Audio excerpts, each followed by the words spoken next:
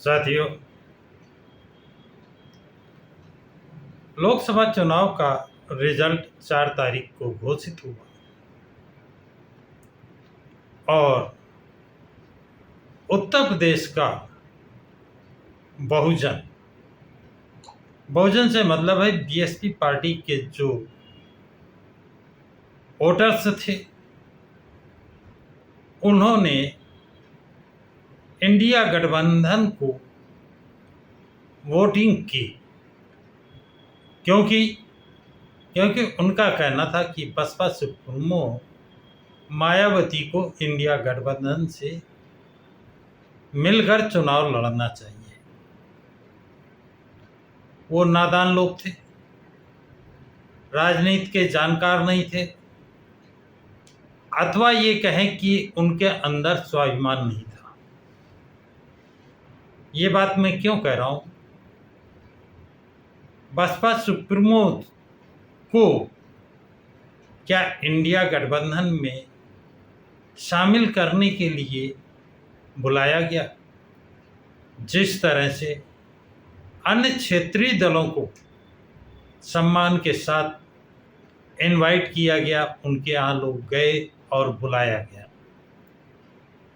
बसपा जो एक राष्ट्रीय पार्टी है, भारत की तीसरे नंबर की राष्ट्रीय पार्टी, और बसपा के राष्ट्रीय अध्यक्ष या किसी अन्य पदाधिकारी के पास कोई गया, बसपा को बुलाया गया।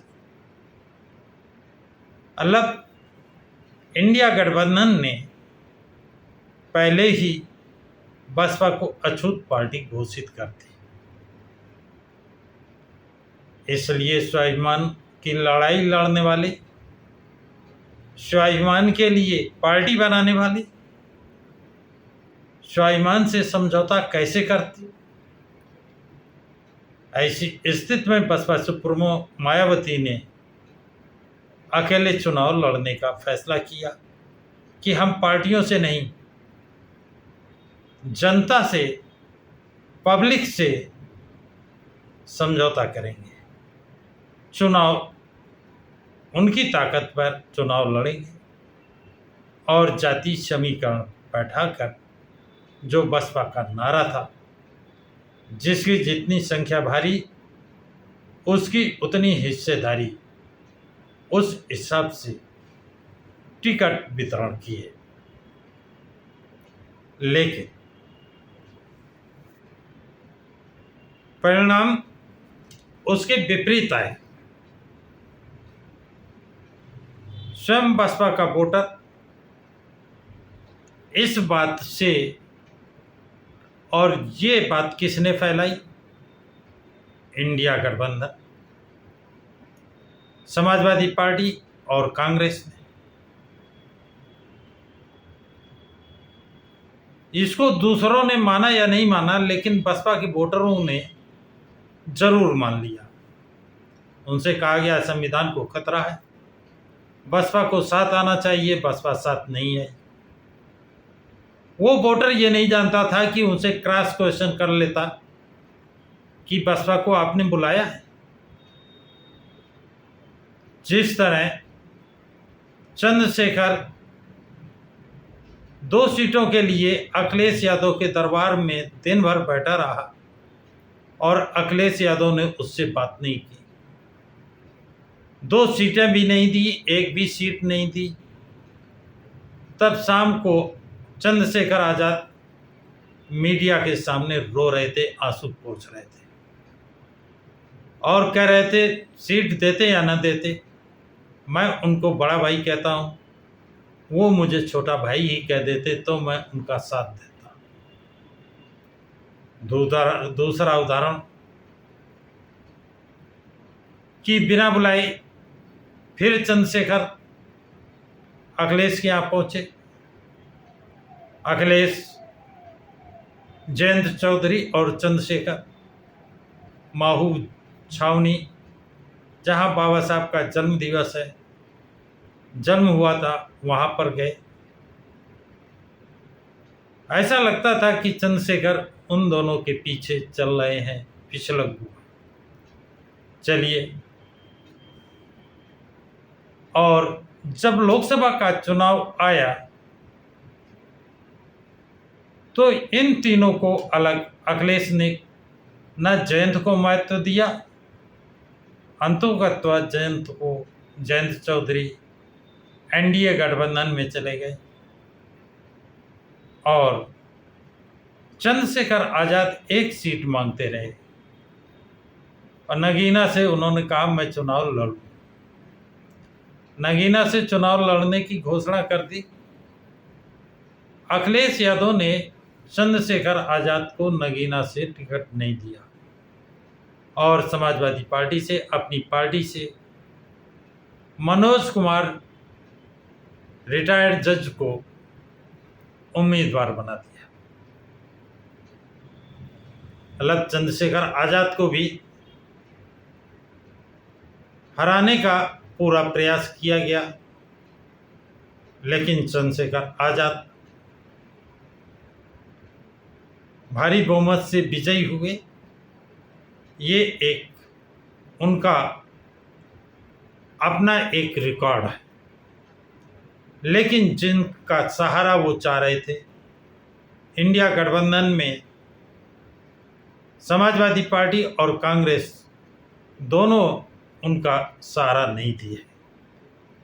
ऐसी स्थिति में चंद्रशेखर अपने कामों से अपनी पहचान बनाई, अपनी जीत हासिल की। अब बात करते हैं बसपा सुप्रीमो की। बसपा सुप्रीमो ने किसी के सामने घुटने नहीं टेके, नहीं गए, न बुलाया गया न गए, जिसके कारण मुस्लिम मतदाता ने बसपा को वोट नहीं किया, जबकि मुस्लिम समाज को 23 टिकट दिए गए थे। 23 में एक भी नहीं जीता, क्योंकि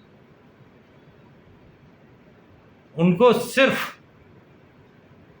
घुटने टेकने वाला आदमी, और जो चंद्रशेखर ने घुटने टेके उसको भी नहीं उन्होंने साथ दिया।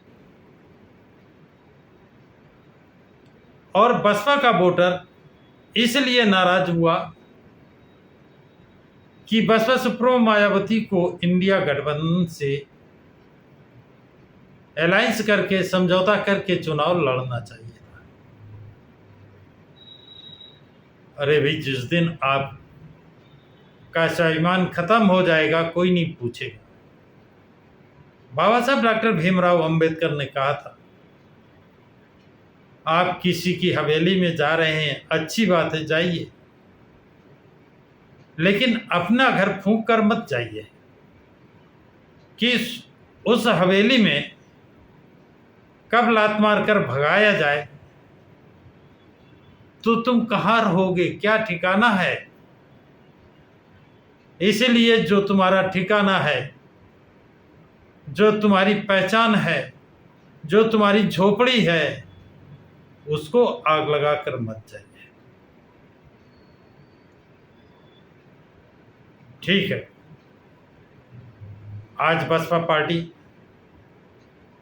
9.5% वोट पे आ गई है, लेकिन जो लोग खुश हो रहे हैं कि देखिए मैंने इंडिया गठबंधन को वोट देकर इंडिया गठबंधन को जितवा दिया है, कहीं 2012 जैसा किस्सा तो नहीं होने जा रहा है। प्रमोशन में आरक्षण का बिल किसने फाड़ा था, किसने फड़वाया था, कौन कौन पार्टियां उसमें सहयोगी थी, क्या वो फिर एक साथ हुई हैं? आगे क्या होगा ये तो वक्त बताएगा, लेकिन मुझे ऐसी जानकारी मिल रही है कि वो कार्रवाई आज से ही शुरू हो गई है। मैं उसको अभी इस वीडियो में शो नहीं करना चाहता हूँ, दिखाना नहीं चाहता हूँ, शर्मनाक घटना है और ये ऐसी घटना को इल्जाम दिलाने वाला कौन हो सकता है? मुस्लिम समाज को बहकाने वाला और मुस्लिम समाज के बहकने से किस पार्टी का हित होगा और किस पार्टी का अहित, इस बात पर आपको गौर करना पड़ेगा। तो साथियों, ये थी बस आज की बात। आप सोचेंगे कि मैं उस बात को क्यों नहीं कहना चाहता हूं, क्यों नहीं सार्वजनिक करना चाहता हूं। यद्यपि अन्य लोगों ने उस पर वीडियो बनाए हैं और वो जो संदेश जारी किया गया था वो डिलीट भी कर दिया गया है, लेकिन ये आग लगाने वाला है कौन? आग लगवाने वाला कौन है?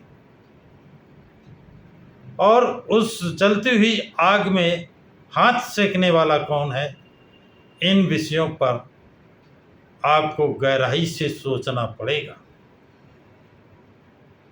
ये बहुत ही डेंजरस स्थिति में आ खड़ी हुई हैं पार्टियां।